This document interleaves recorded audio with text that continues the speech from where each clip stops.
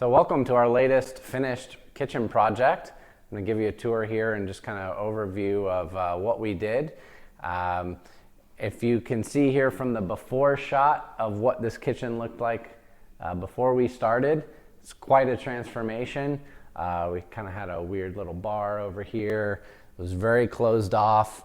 We majorly changed the layout of this space. The whole sink moved to the island.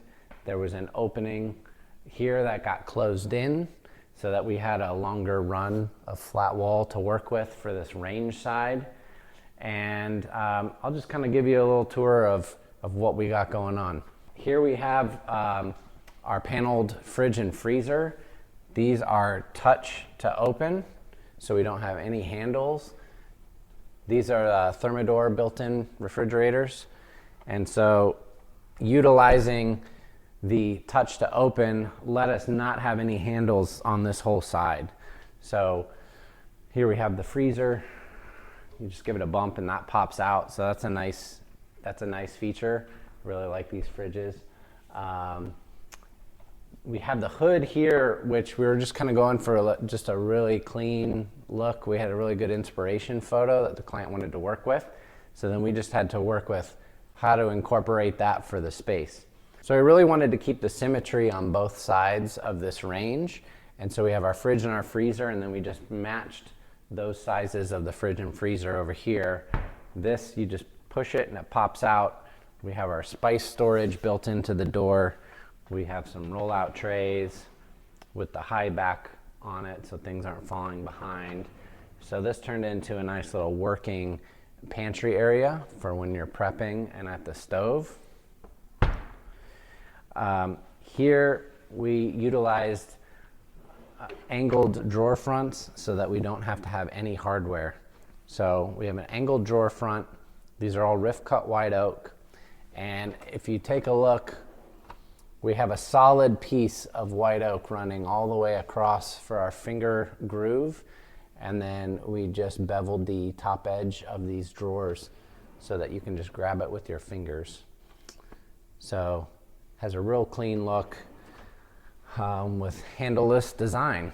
So if we flip over here to the sink side, keeping the handleless design, we actually utilized the Miele knock to open dishwasher.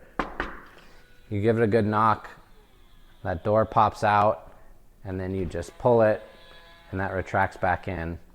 So that was really helpful in allowing us to not have any handles again on this side. Sometimes people will do handleless design on the cabinets, but you still end up having to have a handle on the appliances. So that worked out well there.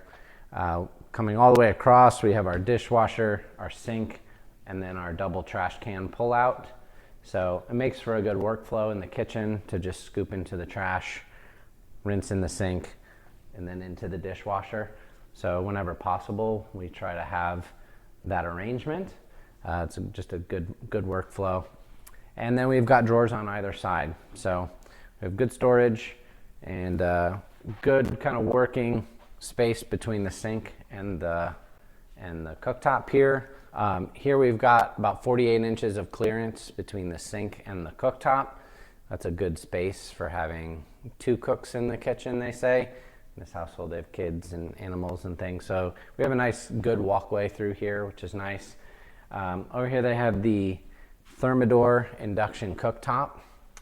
This is my favorite vent hood company. This is Vent-A-Hood. That's the brand. They have a patented system here that has no grills.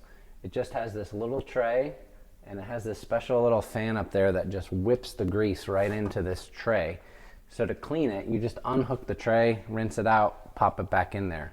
But what's also nice is they're very quiet. So a lot of vent fans you can't talk over. I don't know if you can hear in the microphone, but see, this is it on high and it's very quiet. So since they don't have all of those grills in there that are causing a lot of air disturbance, that causes a lot of noise.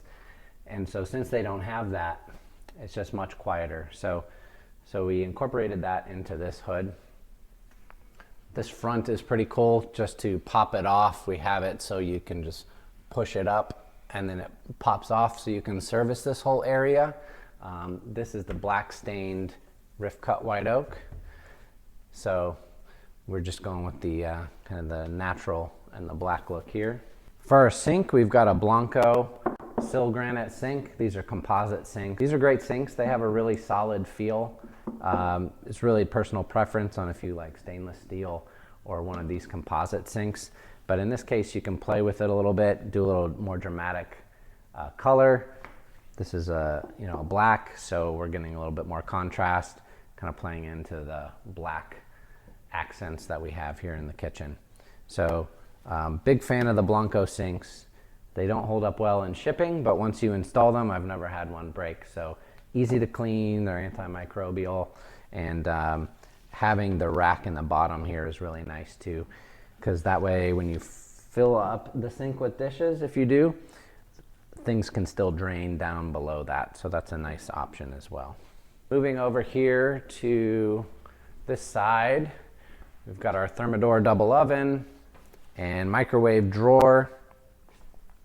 Talk a minute on the microwave drawers. Microwave drawers, people either seem to love them or hate them. It really is just a drawer. Push the button, it opens, set your food inside, push it closed, set your temperature, and then it starts. So these are great to keep the counter space open.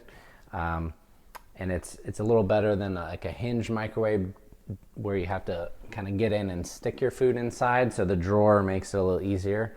It's kind of weird at first, but once you get used to it, they're a good option to keep the counter clear.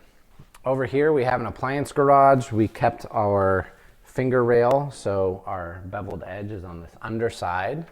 And so when we lift this up, they've got an outlet in there and can store coffee maker and stuff like that in there.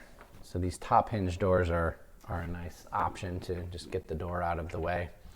All of our wall cabinets are beveled on the underside.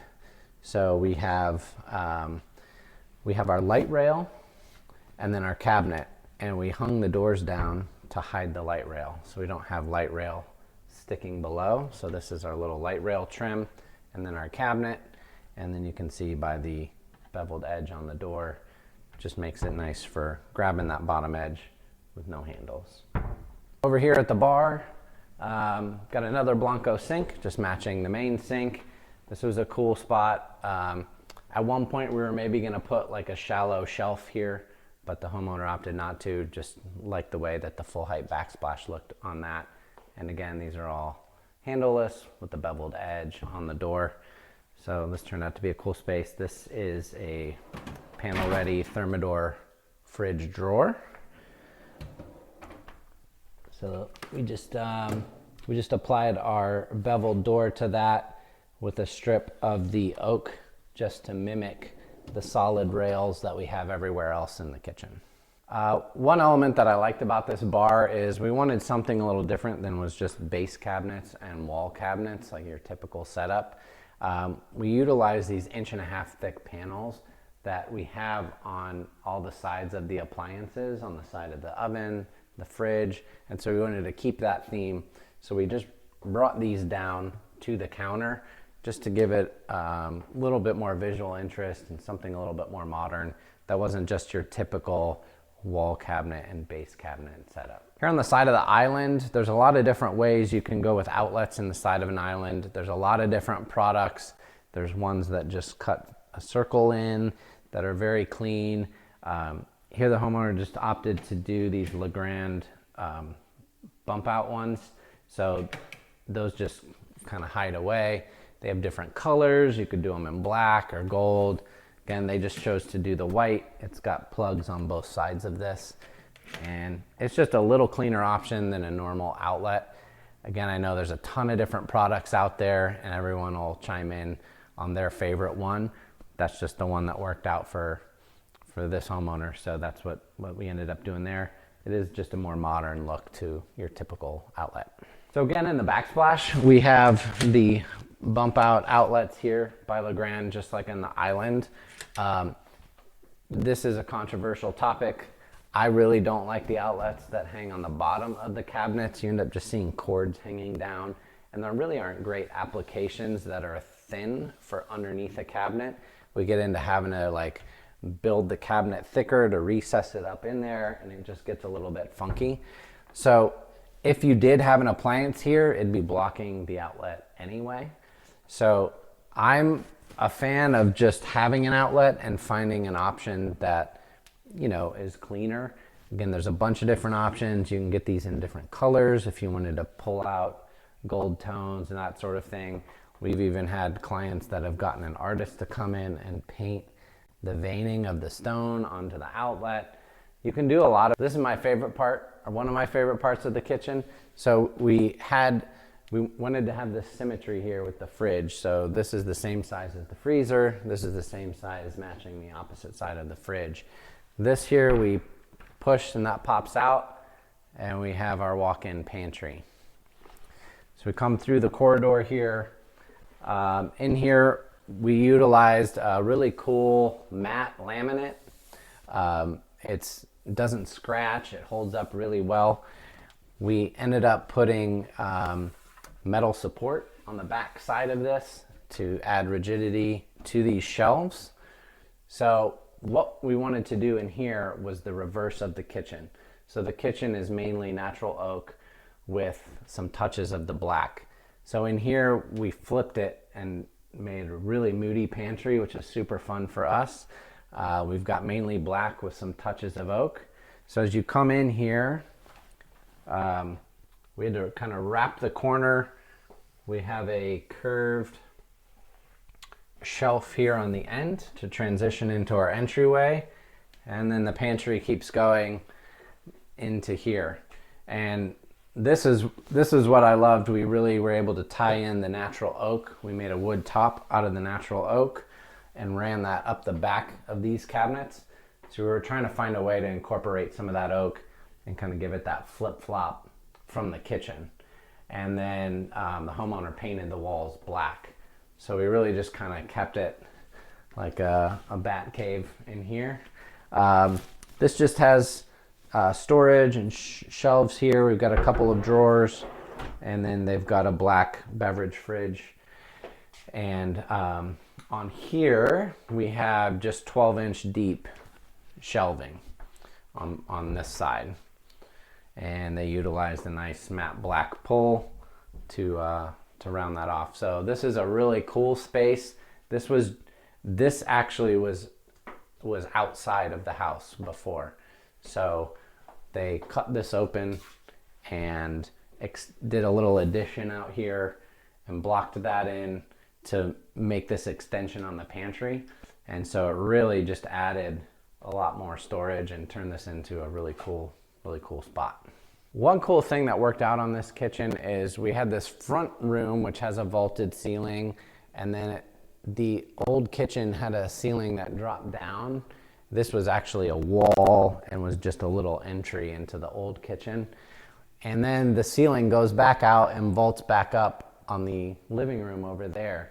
And so we ended up actually just kind of extending the ceiling, and what we now have is the kitchen is really just kind of defined by this section. So it kind of just, I like how it worked where you have a division of the spaces where this is the dining room and then the kitchen is just in this lowered section, and then it goes back out to the living room. So it just kind of worked out well with the way the ceiling was, and we kind of extended that side of the ceiling out to give us the room we needed for the cabinets on that side. So for the island, when it comes to a seating area, you have the option to just have the counter overhang and the cabinet stop. We wanted to really give good size and a feeling of good size to this island. So we built out these legs here. These are 3 inches wide that go all the way down. So that kind of closes in this seating area. If we pull this, we actually have storage on the back side. We have our beveled doors, and then we have rollout trays. So this makes it so much easier to access the storage on the back side of this island. I didn't have to get under the counter to do that with these rollout trays here. If this was just a cabinet with a shelf, I would have to get under here and get all the way back in here to access anything. So this is a must, in my opinion, if you have cabinets that are 24 inches deep. Sometimes it's just a 12-inch cabinet back there and you don't really have a choice. But for the 24-inch deep cabinets, doing rollouts on the back, and you can see this is great stuff that doesn't get used every day. And so we're able to capture a lot of storage. It's got all this china in here, and that's a great spot out of the way for your everyday storage. So these are frameless cabinets, and we bring our side panels all the way out so it covers the side of the drawer. So it's nice and flush here, and you have a nice real clean corner. So when you open that up, it just covers this side of that drawer. So it's nice and clean. We do a lot of different drawer boxes. This particular one is actually my favorite, which is kind of funny. It's a finished plywood drawer box. It's dovetailed, but it's plywood, and you can see the plies in the plywood on the top. This is personal preference. We can do solid drawers. We're doing one right now that's walnut drawers. But this has kind of been our go-to box. It's a little cheaper than a solid drawer, but I like the way that finished plywood actually looks. So again, that's just personal preference, and we kind of go with whatever the homeowner likes. In this case, they liked the plywood dovetail drawer, so that's what we did. That's just a real quick overview of what we ended up doing here. This was a real fun one for us, and stay tuned for more.